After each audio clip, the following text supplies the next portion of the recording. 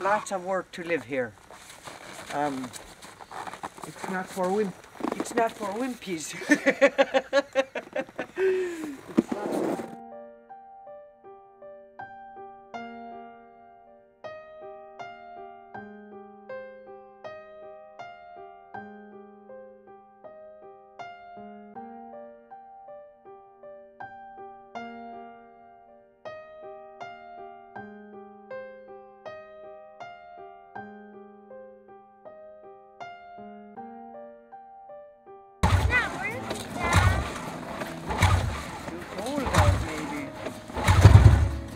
Lived up on the other side of town, which is only a quarter-mile away or so, but during the winter you'd have to get totally dressed up and head out into the blizzard.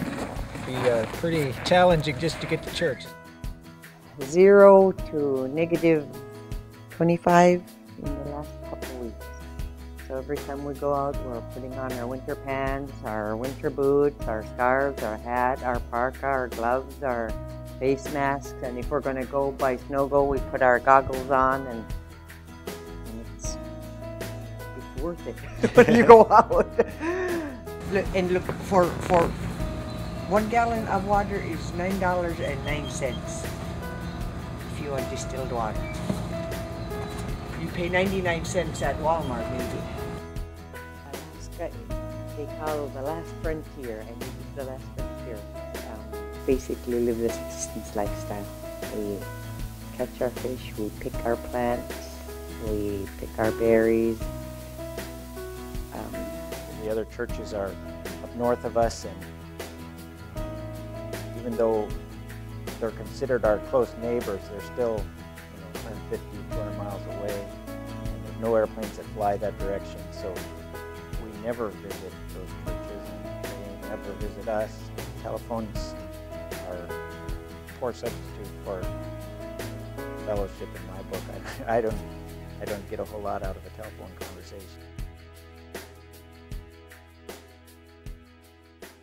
Arctic Barnabas exists to be able to bring encouragement to these pastors that are out here.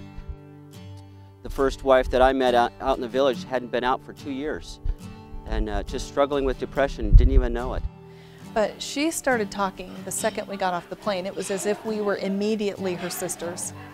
And throughout the next 2 days, she never stopped talking. I mean, we would have to go to bed at night, but she was still talking. The isolation, the loneliness, the depression. As the sun sets here, the days are very short and the nights are long and cold. It was really cool because later when she emailed me, she told us that that time of us coming was her lifeline, and that she did not know how she would have made it through without that visit. We try to focus on is making the house a home. Because of the harshness of the environment here, it just tears things apart. And you'll spend a considerable amount of time working and surviving and not being able to minister. So if we can take that away from the pastor, come alongside and say, we'll help you with those things so that you can focus on what it takes to build those relationships with those people in your church. In the process of doing the building we do physically, we want to do that spiritual and relationship building as well. Our ministry family retreat, where once a year we can gather up as many of these families as want to come and bring them to another place and just minister to them and share the word and have a worship service that they're not responsible for. What do these people need right now?